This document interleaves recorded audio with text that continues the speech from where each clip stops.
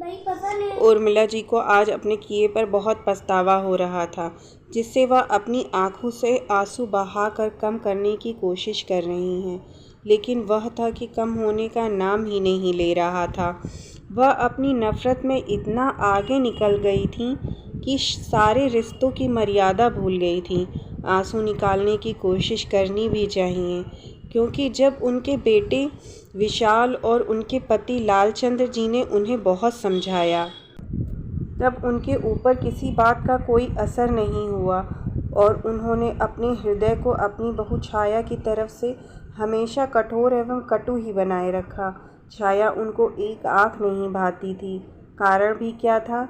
सिर्फ इसलिए कि उनकी बहू छाया एक मध्यम परिवार की लड़की थी, जो उनके उच्च कुलीन रुतबे के आगे कहीं नहीं आ रही थी। और यदि विशाल की शादी छाया से कराई गई तो दहेज उन्हें अपनी हैसियत के अनुसार नहीं मिल सका, जिससे सोसाइटी में उनके दोस्तों में उनका नाम छोटा हो गया। परंतु अपने बेटे विशाल की जीत के आगे हार मानकर छाया को अपनी बहू बनाना पड़ा।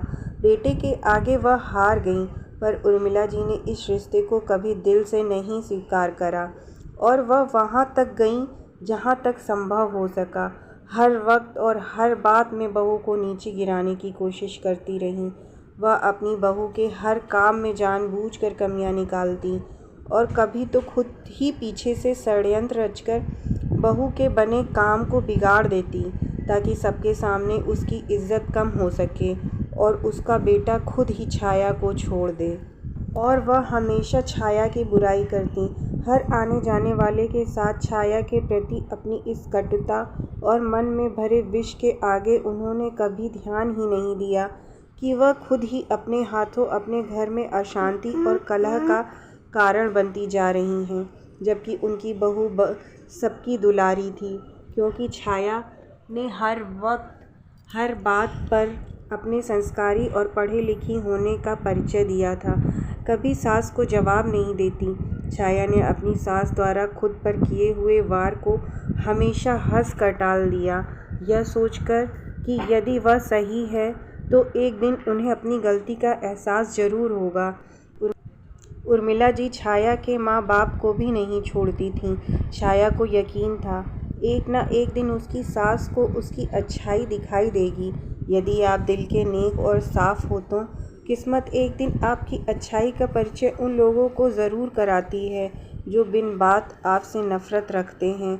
आगे छाया की ज़िंदगी में हुआ भी कुछ ऐसा ही। विशाल इंजीनियरिंग विभाग में काम करता था।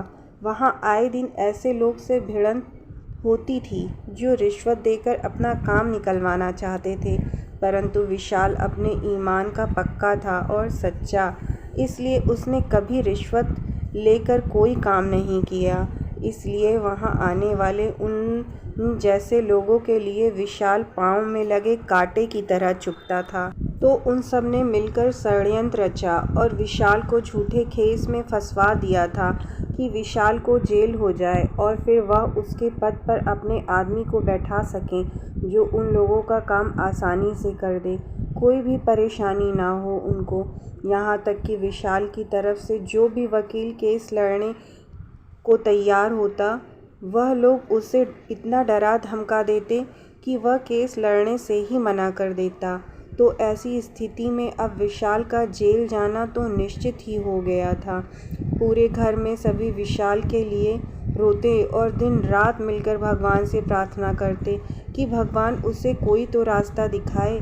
तब छाया ने आखिर अपनी चुप्पी तोड़ी और घर वालों से विशाल का केस लड़ने की इजाज़त मांगी, क्योंकि छाया ने वकालत की पढ़ाई तो कर ही रखी थी और प्रैक्टिस कर रही थी, पर तभी उसके लिए विशाल का रिश्ता आया था और वह विशाल को इतनी पसंद आई थी कि यहाँ विशाल के घर वालों ने कह दिया कि उसे कोई फ़र्क नहीं पड़ता कि छाया गरीब ख़ानदान से है या अमीर, वह शादी करेगा तो छाया से ही, वरना किसी से नहीं, क्योंकि छाया विशाल को एकदम अपने जैसी लगती थी। इस तरह छाया का विशाल से विवाह हो गया, परंतु उर्मिला जी ने छाया को आगे प्रैक्टिस नहीं करने दी और उसकी पढ़ाई रुकवा दी। बस वह छाया को हर बहाने दुख देना चाहती थी, लेकिन छाया ने सारी खुशी के लिए अपनी वकालत छोड़ दी। इसलिए आज उर्मिला जी को अब अपनी गलती का एहसास हो रहा है कि वह नफरत में क्यों इतनी आगे निकल गई थी कि अच्छे बुरे की पहचान करना भूल गईं।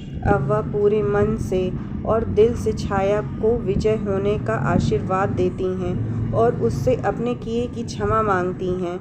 छाया ने उर्मिला जी के आंसू पोंछे और उनके चरण स्पर्श किए। तब इसी के साथ दोनों के मध्य सारे गिले शिकवे आपसी प्रेम और अपनेपन में बदल गए। छाया ने दिन रात एक करके तमाम तरह के सबूत और गवाह एकत्र किए, साथ ही मिलने वाली सभी धमकियों और अपने पर किए गए सभी असफल प्रहारों को निष्फल कर कोर्ट में अपने पति विशाल को बेगुनाह साबित कर दिया।